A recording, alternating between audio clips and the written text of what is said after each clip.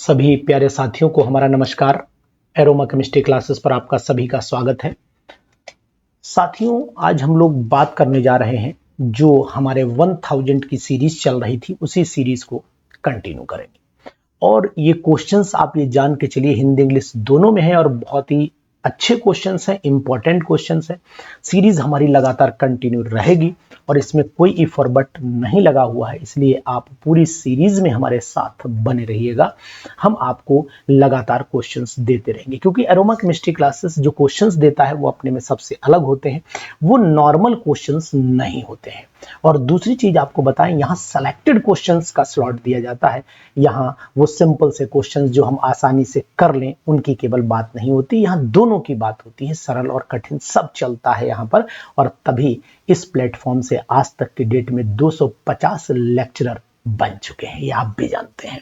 तो चलिए हम लोग बात करते हैं which compound is formed when CH3OH reacts with, यानी कि विच कंपाउंड इज फॉर्म्ड जब CH3OH रिएक्शन करता है मिथाइल मैग्नीशियम ब्रोमाइड से, तो आपको पता होना चाहिए एल्केन बनता है। तो यहाँ पर हम लिख लेते हैं CH3MgBr, और CH3MgBr की रिएक्शन जब कराएंगे यहाँ पर CH3OH से कराते हैं तो यहाँ पर आपका CH4 बन जाता है मीथेन, और साथ में प्रोडक्ट जो निकलता है वो है आपका यहाँ Mg हो गया एक तरफ, और एक तरफ Br लग जाएगा, एक तरफ OCH3 लग जाएगा।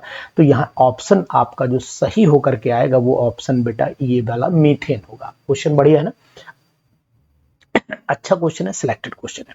Which one of the following will yield the hydrocarbon when treated with, भाई ये बताओ, अभी मैंने जो मीथेन वाली रिएक्शन बताई उसी से मिलती जुलती रिएक्शन ये भी है, तो कौन बनाएगा? तो अभी के अभी बिल्कुल ऑप्शन हुआ है कि ऊपर कंपाउंड अल्कोहल कैटेगरी का था, तो यहाँ पर कोई ऐसा कंपाउंड दिख रहा है जो आपको इस कैटेगरी का दिखे, तो आपको बताने की कोशिश करूंगा which of the following will yield hydrocarbon, केवल हाइड्रोकार्बन बनाए, hydrocarbon when reaction with CH3MgBr, उसे केवल एक H चाहिए। तो इसमें किसको हम H दिलवाएं कि हमारा आंसर एकदम अप टू द मार्क हो जाए? तो आपको यहाँ बताने की कोशिश करेंगे कि ये कंपाउंड तो बनाएगा नहीं, आपको पता है, और ये एल्डिहाइड है, तो एल्डिहाइड जब रिएक्शन करता है तो आपका अल्कोहल बनता है, तो ये भी ऑप्शन नहीं बन पाएगा क्योंकि CH3 यहाँ अटैक करेगा ना। अब यहीं से आप नोटिस कर पाओगे कि जब ये बॉन्ड इधर ट्रांसफर होगा तो यहाँ से एक H रिलीज हो सकता है, तो यानी बी ऑप्शन हमारे। और एसीटोन से करते हैं तो आपको पता होना चाहिए यहाँ पर 3 डिग्री अल्कोहल, तो ये भी संभव नहीं है। आंसर हमारा बिल्कुल राइट है, ये जो H रिलीज होगा वो यहाँ CH3 से कंबाइन करेगा, तो ऑप्शन हमारा बी यहाँ पर राइट हो जाता है। ये बताइए क्वेश्चन कैसे लग रहे हैं, बढ़िया लग रहा है ना। अब क्वेश्चंस का स्लॉट जो मैं दे रहा हूं ये 100% GIC स्लॉट है, और 100% GIC स्लॉट को आप लोग जरूर सॉल्व करिए। Phenyl magnesium bromide react with acetaldehyde, अब देखो कितना अच्छा क्वेश्चन है। ये लिया हमने फिनाइल मैग्नीशियम हमने ब्रोमाइड ले लिया। इस फिनाइल मैग्नीशियम ब्रोमाइड की रिएक्शन हमने एसिटल्डिहाइड से करा दी, यानी CH3 C double bond O और यहाँ H से करा दी, तो ये यहाँ पर अटैक करेगा और ये बॉन्ड ऊपर, फिर OMG, फिर वो निकल जाएगा। तो यहाँ पर जो कंपाउंड बनेगा मिथाइल फिनाइल कार्बिनॉल बनेगा या बेंजाइल अल्कोहल बनेगा, ये डिसीजन आपको लेकर के बताना है। देखो डाइफिनाइल तो नहीं बनने वाला क्योंकि 2 फिनाइल है नहीं, बेंजाइल अल्कोहल भी नहीं बन सकता क्योंकि CH यहाँ पे लगा है, बेंजीन पे नहीं लगा है, सी कार्बन से लगा है ना CH3, तो ये भी नहीं बनेगा। बेंजोइक एसिड तो संभावना है ही नहीं, तो भाई आंसर साफ दिखाई दे गया है कि मिथाइल फिनाइल कार्बिनॉल बनेगा। रीजन आपको बता देते हैं, बिल्कुल साफ दिखाई दे रहा है कि पहला जो कंपाउंड बनेगा वो CH3 बनेगा, यहाँ पर आपका H आ गया, यहाँ पर OMgBr आ गया, और नीचे लग गया आपका C6H5, यहाँ से तोड़ दिया, यहाँ पर OH हो गया, यहाँ पर H हो गया, तो फिर यहाँ पर C ऑप्शन आप लगा दीजिए। बहुत ही इंपॉर्टेंट है, बहुत ही जरूरी क्वेश्चंस है, जरूर करिए, लगाइए। GIC में सिलेक्शन के लिए क्वेश्चन से बहुत जरूरी है, यानी कि अगर GIC में सिलेक्शन लेना है तो इसी तरीके के क्वेश्चन आपको करने पड़ेंगे। Product A obtained by the reaction, product A obtained by the reaction, same condition का क्वेश्चन चल रहा है। फिनाइल मैग्नीशियम ब्रोमाइड है, इस फिनाइल को यहाँ पर अटैक करा दीजिए, ये वाला ऊपर चला जाएगा, यहाँ से तोड़ दीजिए, तो यहाँ पर कंपाउंड हो गया आपका 1 2 2 पर फिनाइल हो गया 3 1 2 3 4 5 6, ठीक है, 2 फिनाइल हो गया 1 2, और 1 2 3 4 5 हेक्सेन 2 ऑल हो जाता है, तो 2 फिनाइल हेक्सेन 2 ऑल हो जाता है। यानी ए वाला ऑप्शन यहाँ पर 64 में बिल्कुल राइट ऑप्शन है। इस तरीके के क्वेश्चंस अगर आपको करने हैं, बहुत ही जरूरी है, तो फिर हमारे चैनल एरोमा केमिस्ट्री क्लासेस जुड़िए, जहां लगातार बेस्ट क्वेश्चंस का स्लॉट दिया जाता है। रिवीजन के क्लास अलग मिलेंगे आपको, फुल प्रिपरेटरी क्लास अलग मिलेंगे। Conversion of the aldohexose into an aldopentose is done by, conversion of aldohexose है और एल्डोपेंटोज। ये क्वेश्चन बहुत इंपॉर्टेंट है, ये यूपी पीजीटी के लिए भी बहुत इंपॉर्टेंट है, और साथ ही साथ यूपी पीजीटी के साथ में मैं अगर आपसे कहूं तो ये जीआईसी के लिए भी बहुत इंपॉर्टेंट क्वेश्चन बन जाता है। तो बहुत अच्छा क्वेश्चन है जनाब, अगर आप इसको जानते हैं। देखो क्लियानी और एमाडोराई ये बढ़ाने के लिए, रफ डिग्रेडेशन घटाने के, डिग्रेड लिखा हुआ है ना, डिग्रेड, तो यहाँ एल्डोहेक्सोज है, यहाँ पेंटोज की बात आ जा रही है, तो सी ऑप्शन हम यहाँ पर टिक कर ले रहे हैं। तो क्वेश्चंस अच्छे तो लगे रहे होंगे, उम्मीद है कि आपको क्वेश्चन जरूर अच्छे लग रहे होंगे। Glucose and fructose from identical osazone because, ये एक दूसरे के क्या कहलाते हैं, ईपीमर्स। देखो मोनोसैकेराइड्स तो हैं, ये ठीक है, मोनोसैकेराइड में कोई दिक्कत नहीं है, तो मोनोसैकेराइड है ये, लेकिन परफेक्ट आंसर नहीं है इसके अकॉर्डिंग। दे रिड्यूसिंग, ये भी परफेक्ट नहीं, दे आर ईपीमर्स। एक्चुअल में ये दोनों जो कार्बन नंबर आपने देखा होगा, यहाँ पर हम लोग ले लेते हैं C डबल बॉन्ड O ले लिया, यहाँ पर हमने H ले लिया, फिर यहाँ पर इसी तरीके से C, एक तो CHO होता है, फिर यहाँ C डबल बॉन्ड O लगा दो, फिर यहाँ से रिंग बना दो, ऊपर उसमें CH2। तो कार्बन नंबर 1 और 2 पर हमें डिफरेंस, एक में यहाँ पर कार्बन नंबर 1 होता है और एक में यहाँ पर कार्बन नंबर 2, क्योंकि वहाँ फ्रक्टोज में CH2OH होता है, तो कन्फिग्रेशन अलग अलग है। तो यहाँ पर जो आंसर हमें देना पड़ेगा वो कन्फिग्रेशन के अकॉर्डिंग देना पड़ेगा। तो आंसर हमारा यहाँ पर their configuration differ only at carbon number 1 and 2। बहुत ही अच्छे क्वेश्चन है साहब, अगर आप चाहते हैं इनको कंटिन्यू करना तो जरूर करिए।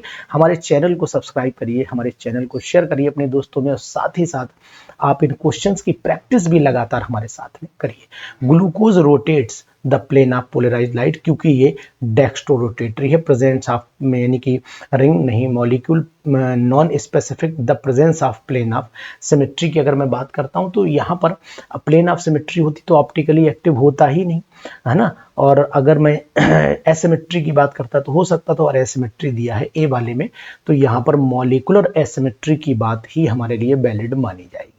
नेक्स्ट क्वेश्चन है which one of the following statement false, यहाँ पर कौन सा स्टेटमेंट है, both glucose fructose are dextro rotatory, नहीं, बहुत ही गलत बात, ये तो है ही नहीं, ये तो ट्रू स्टेटमेंट है, ठीक है। Both glucose and fructose sucrose are dextro rotatory, तो ट्रू स्टेटमेंट, फॉल्स ढूंढना है। Both glucose are alcohol fermentation, बिल्कुल ये भी ट्रू है। Both glucose and sucrose undergoes mutarotation, नहीं, ग्लूकोज जाता है अल्फा डी ग्लूकोज बीटा में, सुक्रोज का म्यूटा रोटेशन नहीं होता है, तो हम लोग यहाँ पर डी ऑप्शन के साथ में चले जाएंगे। डी ऑप्शन यहाँ पर जबरदस्त है, और डी ऑप्शन यहाँ पर बिल्कुल मस्त है, आप इसी को आंसर लगा लीजिए। Consider the following statement about the aromatic compound. Aromatic compound में they have 6 pi electron, देखो ये they are cyclic, तो पहला तो ये बिल्कुल सही है, 4n+2 pi electron रूल को फॉलो करते हैं, और दूसरी बात ये है, मतलब दूसरा बिल्कुल सही, they undergo mainly, ये भी सही है, तो 2 और 3 तो बिल्कुल सही है। दे मेनली वर्ड गलत है, यानी they also, sorry electrophilic substitution है यहाँ एडिशन, तो ये नहीं होगा। ये भी नहीं कंडीशन, 6 पाई की भी 10 भी हो सकते हैं, तो ये तो गलत हो गया, तो यानी कि 2 वाला सही है। They contain high resonance force है, यानी ऑप्शन जो हमें समझ में आया यहाँ पर वो आया आपका डी, डी ऑप्शन बिल्कुल राइट है, इसको आप लगा लीजिए। बहुत ही जबरदस्त, वेरी वेरी इंपॉर्टेंट, ये क्वेश्चन भी बहुत ही सुंदर क्वेश्चन है, बहुत ही मस्त क्वेश्चन है, यानी इस क्वेश्चन पर भी हम अपनी मेहनत दिखा सकते हैं।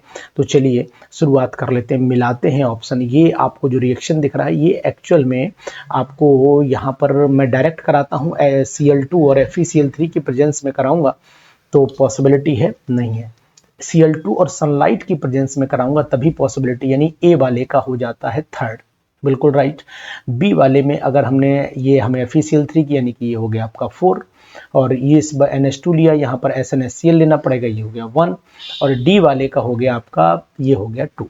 तो हमारा ऑप्शन तो बिल्कुल हमें साफ नजर आया है कि एक थर्ड है, एक थर्ड वाले ऑप्शन और तो कोई नहीं है, चेक कर ले, बिल्कुल दो हैं, लेकिन सेकंड वाले का फोर्थ कंफर्म है, इसलिए हम यहाँ पर ए के साथ में चले जाएंगे। बहुत ही सुपर सीरीज चल रही है हमारी, इस सुपर सीरीज पर आप लगातार हमारे साथ बने रहेंगे और मैं आपको तब तक साथ रहूंगा जब तक कि आपका सिलेक्शन पीजीटी में नहीं हो जाता है।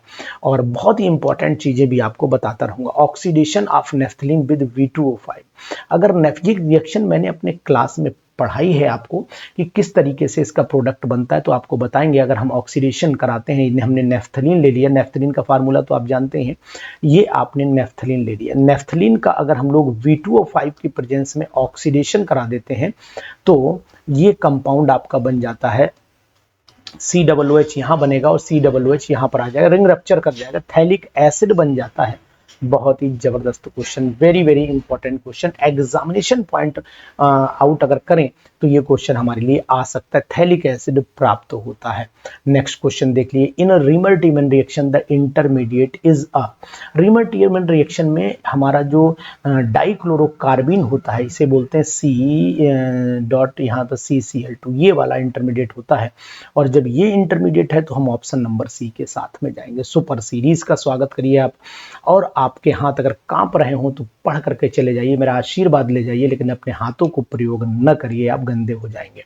Which one of the following reaction will not yield dicarboxylic acid, तो भाई आपको यहाँ बताएंगे कि ये वाला भी डाइकार्बोक्सिलिक एसिड बनाता है, RCOOH बनाता है। ये वाला कंप्लीट हाइड्रोलिसिस पर भी यहाँ पर ARCOOH बनाता है।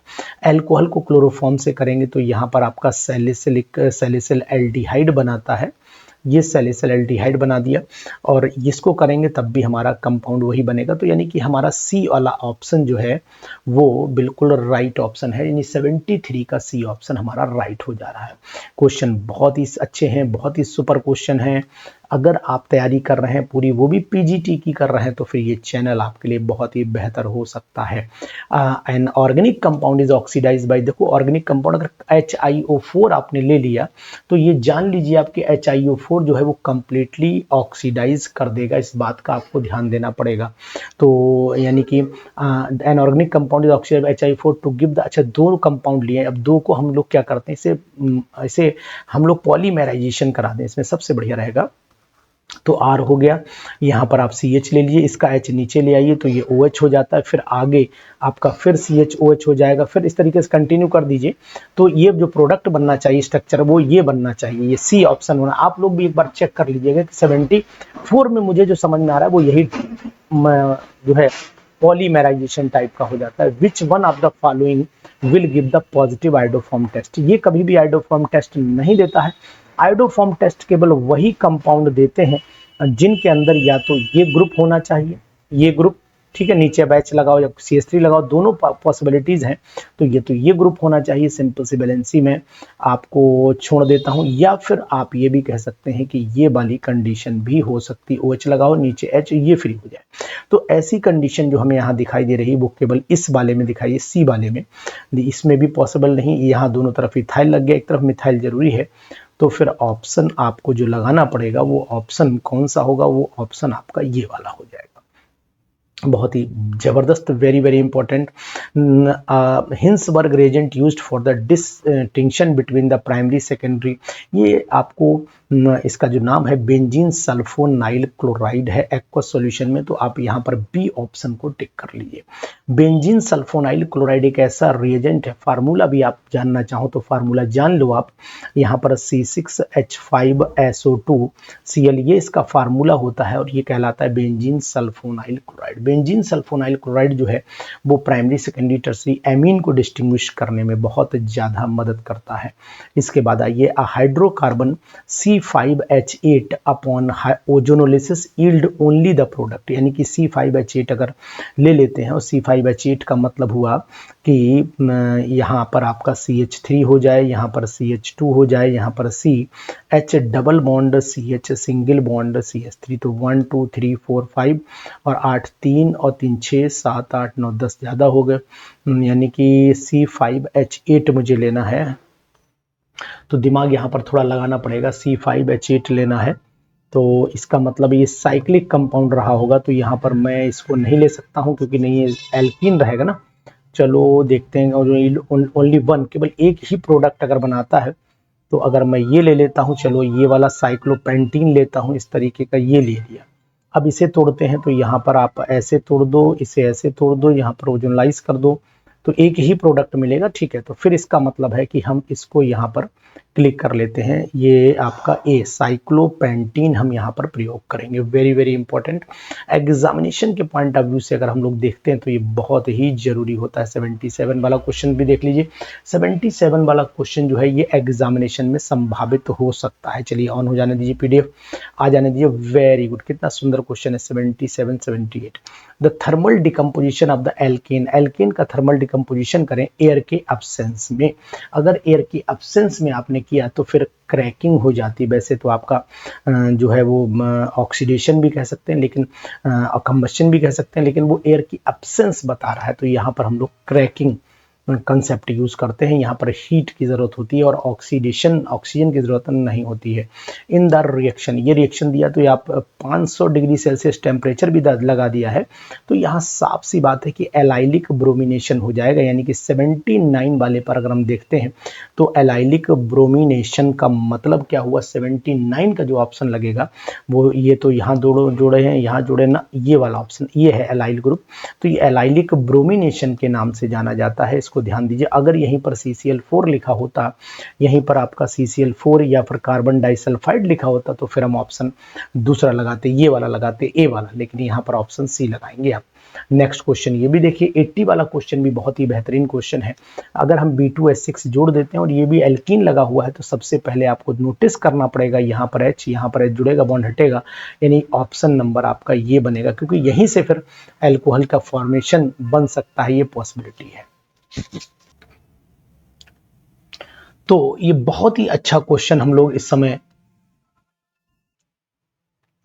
तो इसका जवाब आपको बहुत ही बेहतरीन, एक्चुअल में ये रिएक्शन जो है वो डाइवोरेशन ऑक्सीडेशन कंसेप्ट पर चली है, इसलिए यहाँ पर 80 वाला आंसर आपको लगाना भी पड़ेगा। बहुत ही बेहतरीन सिस और ट्रांस का कंसेप्ट चलेगा यहाँ पर। ये आपको सिस प्रोडक्ट यहाँ पर दिखाई देगा, सिस प्रोडक्ट यहाँ पर दिखाई देगा।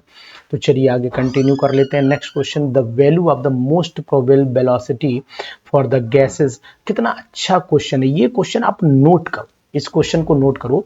The value of the most probable velocity for the gases like helium, carbon dioxide, methane, ammonia will be in one of the following orders. इसमें है 81 वाले की बात कर लेते हैं, तो 81 वाले में आपको मॉलिक्यूलर मास देखना पड़ेगा। हीलियम का मॉलिक्यूलर मास 4 है, इसका 44 है, और इसका कार्बन का 16 हो गया और यहाँ पर 17 हो गया। तो अब आपको दिखाई दे रहा होगा कि यहाँ सबसे इंपॉर्टेंट चीज हो जा रही है कि हीलियम का मोलर मास जो है वो सबसे कम है, और इसके बाद आपका मीथेन का है, तो यानी 4, 16, 17 और 44, यानी ये वाला ऑप्शन आपका बी वाला ऑप्शन यहाँ पर राइट ऑप्शन चलेगा। तो हम यहाँ पर बी वाले ऑप्शन को टिक कर लेते हैं, राइट ऑप्शन को टिक कर लेते हैं। बहुत ही जबरदस्त क्वेश्चन है, very very important. Which one of the following expression is correct. तो भाई क्या जलवा है क्वेश्चन का, भाई साहब मजा आ गया। 82 वाले क्वेश्चन को अगर हम लोग देख लेते हैं तो थोड़ा सा इसके आंसर्स की नजर दौड़ाएं। देखो इस पे आंसर देखना पड़ेगा। वेंडर वॉल एंड मोल के लिए बिल्कुल परफेक्ट दिया हुआ है, क्रिटिकल टेम्परेचर की भी बात बिल्कुल सही है, बस बोल्ट्जमैन कांस्टेंट भी से तो मुझे लगता है कि ऑप्शन 82 वाले के हमें ऑप्शन देखने पड़ेंगे। ऑप्शन दिए नहीं क्या, करेक्ट ऑप्शन तो पहला वाला 82 वाले का जो साफ दिखाई दे रहा है, A P plus A N square, ओ हो ए एन स्क्वायर, तो यहाँ पर आपका ए एन स्क्वायर होता है ना, ए एन स्क्वायर, तो रॉन्ग हो गया ना ये स्टेटमेंट, ठीक हटाओ इसे। 82 वाले का तो ये गलत, T C is equal to R B, ओ हो आर, ये भी गलत हो गया। चलिए आर बी यहाँ बी स्क्वायर दे दिया ना, गलत हो गया। Critical temperature P C is equal to A upon 27 R B, इसका मतलब 82 वाले का ये आर 27 बी स्क्वायर बिल्कुल राइट है, यानी सी ऑप्शन लगा लेते हैं। बोल्ट्जमैन कांस्टेंट में डी अपॉन एन सी, यहाँ पर नहीं ये भी अपॉन 2 के टी नहीं, के टी होगा, इसका मतलब ये ऑप्शन भी यहाँ 2 के टी यहाँ भी दिया, ये दोनों पॉसिबल नहीं है। तो यानी हमारा जो करेक्ट स्टेटमेंट है फिर तो वो यही हो रहा है, बिल्कुल से ध्यान से पढ़िएगा। ऐसा क्वेश्चन में मिस्टेक होती है, ध्यान दो, ऐसे क्वेश्चन में मिस्टेक होती है, ऐसे क्वेश्चन में मिस्टेक होती है, ये जान लो आप, मिस्टेक होती है 100%। ठीक है, ध्यान दीजिएगा, जबरदस्त, very very important.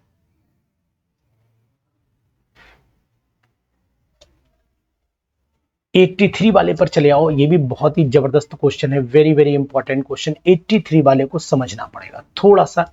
Based on the law of equipartition energy, the heat capacity at constant pressure of O2 gas at room temperature is found to be 36 point कितनी है, 36.96, ठीक है। Where the experimental value is found to be 30 joule, यानी value घटी, value घटी, ये बात ध्यान। This difference is attributed to the absence, ये आप जान लीजिए, ये बता रहा है कि वैल्यू डाउन होने का मतलब हुआ कि रोटेशन हुआ है। ट्रांसलेशन होता तो वैल्यू बढ़ती, वैल्यू घटी का मतलब रोटेशन, मॉलिक्यूल जगह पर रोटेट कर गया है, तो इसमें हम लोग रोटेशनल मोशन पर टिक करेंगे। वैल्यू घटने का कंसेप्ट आप याद रखिएगा तो आपको आसानी से याद रहेगा। कंसीडर द फॉलोइंग स्टेटमेंट, ये क्वेश्चन भी पैराकोर से है। 84 वाले को देख लेते हैं। 84 वाले पर हमें ध्यान देना, पैराकोर वाले क्वेश्चन है, थोड़ा पढ़ना पड़ेगा आपको पूरा, इस बात का आप ध्यान दीजिएगा। पढ़ने का मतलब है कि हम लोग देख लेते, parachor of a molecule is both an additive और कॉन्स्टिट्यूटिव प्रॉपर्टी है, मतलब ये वाला हमारा ट्रू हो जाता है, ठीक है। Lorentz equation can be used to determine the induced polarisation from the refractive index, ये भी ट्रू हो जाता है। Dipole moment of ethylene chloride is less than, नहीं, ये मोर होगा, ये यहाँ पर मोर हो जाएगा क्योंकि पैराडाइक्लोरो कम होता है ना, पैराडाइक्लोरो क्लोरोबेंजीन को अगर देखें तो पैरा में कम हो जाता है, तो इसका मतलब केवल दो ही मुझे करेक्ट समझ में आ रहा है। अगर आपका कुछ आंसर में वेरिएशन आपको दिखाई दे तो आप हमें कमेंट बॉक्स में जरूर कमेंट करिएगा। बहुत ही अच्छा क्वेश्चन ये भी है। The highest number of the molecules, किसमें हाईएस्ट फाउंड होंगे, इस बात पर हम लोगों को चर्चा करनी पड़ेगी। 28 ग्राम कार्बन मोनोऑक्साइड है तो 16 12 16 30 हो गए। 30 ग्राम में आपका क्या कह रहा है, highest molecule present in, highest molecule present in, ठीक है। तो यानी कि वेट 28 ग्राम हमारा CO है, तो नंबर ऑफ मोल बना लेते हैं, तो 28 अपॉन हो गया इसका कर दो 28 अपॉन 12 और 16, 28 एक हो गया ये, ठीक है। ये तो 1 आ गया, तो यहाँ पर 1 मोल आ गया, ठीक। और यहाँ पर आप कर दो 54 अपॉन कर दो, ये हो गया 14 दूनी 28 और 16 पंजे 80, 16 पंजे 80 और 28 और 80 कितना हो गया आपका, 8 हो गया, और ये 10 108 हो गया, तो यहाँ पर 108 रख दो, तो ये आपका हो गया 1/2, 108 हो गया, 1/2 हो गया। इसके बाद आ जाइए 46, ये भी आपका इथेनॉल का 12 दूनी 24 और 1 25, 5 30 और 16 46 हो गया, तो ये भी एक ही आएगा, 46 अपॉन 46, ये भी 1 मोल आएगा।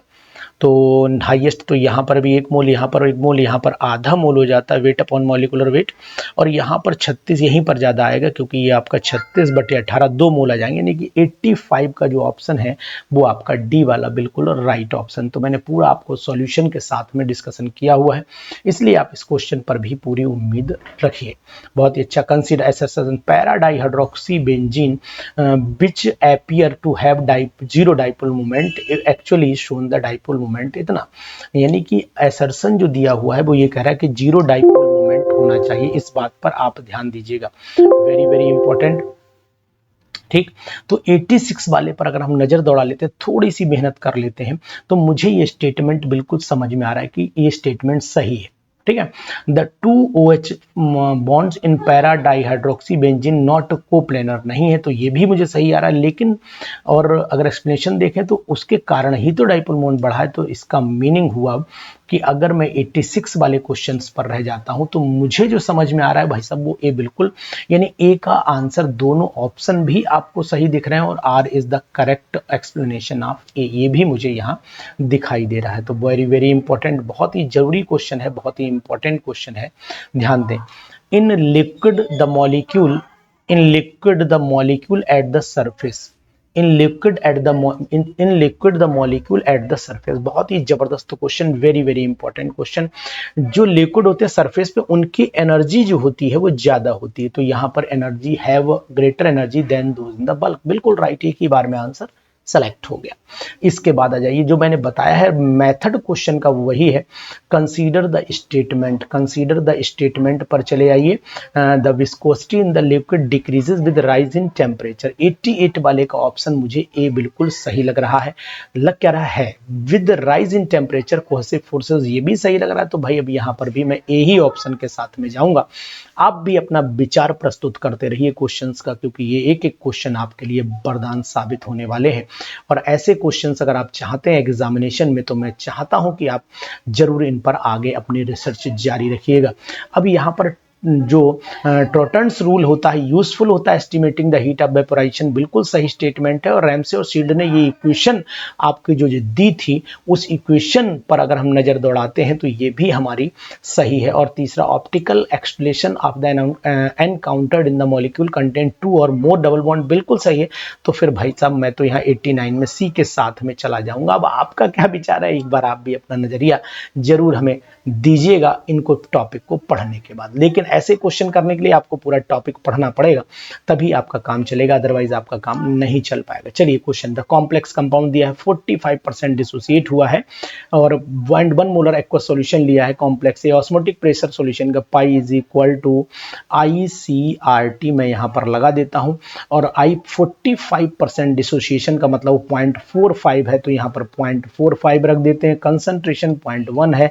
आर की वैल्यू यहाँ पर आर की वैल्यू दे रखी 0.08206 दे रखी। और अब आपका टेम्परेचर जो दिया है वो 27, इसे केल्विन में कन्वर्ट कर दीजिए, 300 केल्विन हो गया। तो फिलहाल मैं इसको मल्टीप्लाई कर देता हूं, यानी कि ये हो गया आपका 1-2 डेसिमल ये जाने दो, 8 मान लेते हैं, 8 8 3 24 हो गया, 24 को डेसिमल ये भी हो गया, मैं मोबाइल लगाना पड़ेगा। कैलकुलेशन आप करिएगा, फार्मूला यही लगेगा, 6.08 आएगा, या देखते हैं कैलकुलेशन, अब एग्जैक्ट नहीं 5.616 भी आ सकता है, लेकिन 45 दूनी 90। एक बार कैलकुलेटर से आप हमें करके 90 का आंसर दीजिएगा, इसका कैलकुलेशन सॉल्व कर दीजिएगा आप। कैलकुलेशन अभी मेरे पास कैलकुलेटर यहाँ पर नहीं रखा है, नहीं तो मैं कैलकुलेटर से कैलकुलेट कर देता।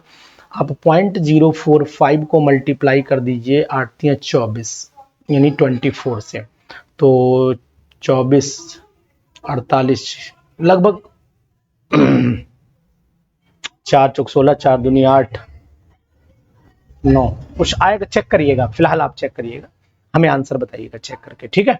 ये आंसर बताइएगा 45% डिसोसिएट हो रहा है, तो 100 में से आप इसका मतलब अगर 100 मॉलिक्यूल लिए जाएं तो 1 माइनस 0.45 कर लीजिएगा, घटा के वैल्यू आप पुट कर लीजिएगा और फिर कैलकुलेशन आप करके आंसर इसको कैलकुलेट कर दीजिएगा। आंसर जो भी आए आप बताइएगा, क्योंकि सबसे इंपॉर्टेंट हो जा रहा है यहाँ पर डिग्री ऑफ डिसोसिएशन अल्फा की बात आ रही है। डिग्री ऑफ डिसोसिएशन अल्फा जब बात आती है, dissociation alpha is equal to आपको पता होना चाहिए। यहाँ पर ध्यान देने वाली बात है कि यहाँ हम लोग अल्फा में आई की वैल्यू जरूर रखते हैं, और आई तभी तक I-1 अपॉन आपको याद होना चाहिए 1n-1 हो जाता है। तो इस तरीके से हम डिग्री ऑफ डिसोसिएशन कैलकुलेट कर लेते हैं, लेकिन आप यहाँ पर डायरेक्ट भी कैलकुलेट कर सकते हैं। फिर भी अगर आपको डाउट लगता है तो फिर हमारे नंबर 94 73 70 27 11 पर आंसर व्हाट्सएप करिएगा। नहीं आएगा तो मैं आपको सॉल्यूशन व्हाट्सएप पूरा इसको सॉल्व करके आपको भेज दूंगा, ठीक है ना। एक बार आप करके देखिए। चलिए इसके बाद क्वेश्चन नंबर नेक्स्ट पर आ जाते हैं। ये भी क्वेश्चन बहुत अच्छा है, कैलकुलेटिव क्वेश्चन है, ये भी बहुत ही जबरदस्त क्वेश्चन है, वेरी वेरी इंपॉर्टेंट। ये सब कैलकुलेटेड क्वेश्चंस है। 91 वाला 0.5 molar aqueous solution of KCl was found to freeze at, ये में यानी कि ये TF दिया हुआ है, ΔTF दिया हुआ है इतने पे फॉर वाटर, KF की वैल्यू भी दे रखी है। Van't Hoff factor of degree of dissociation of the solute at the concentration are respectively. तो आपको वेंट ऑफ फैक्टर यानी आई की वैल्यू भी कैलकुलेट करनी है, और साथ ही साथ आपको कैलकुलेट करना है इसकी डिग्री ऑफ डिसोसिएशन अल्फा। तो यहीं से हम सीरीज पूरी सॉल्व करेंगे अब। यानी अब हम ऐसा करते हैं आपको कि इनके सॉल्यूशंस के लिए भी अलग से वीडियो यहीं से तैयार करते हैं। 90 से लेकर के आगे के क्वेश्चंस को हम लोग न्यूमेरिकल कंसेप्ट में ला करके आपको सॉल्यूशन के साथ में देंगे कल। तो चलिए इसी सीरीज को कंटिन्यू रखिए और इसी सीरीज को अब हम कैलकुलेशन, क्योंकि टाइम नहीं तो फिर ओवर होगा इस सीरीज के लिए, हमने 30 मिनट का स्लॉट रखा हुआ है, 30 मिनट का स्लॉट हमारा कवर हो चुका है, इसलिए हम न्यूमेरिकल के जितने भी क्वेश्चन हैं इन सभी को आपके समक्ष सॉल्व करके पूरे रखेंगे और इनका फिर आपसे नजरिया भी लेंगे। बहुत ही अच्छे क्वेश्चन है, बहुत अच्छी सीरीज है, इनके आंसर्स तो आपको मिल सकते हैं लेकिन सॉल्यूशन आपको नहीं मिल सकता है, ये बात ध्यान दीजिए। इसलिए इनको सॉल्व करके हम आप तक पहुंचाएंगे पूरे 120 क्वेश्चंस, 120 क्वेश्चंस हैं, तो अगले स्लॉट में पूरे क्वेश्चन साफ कर देंगे। ठीक है ना, मिलते हैं अगली वीडियो में, तब तक के लिए जय हिंद।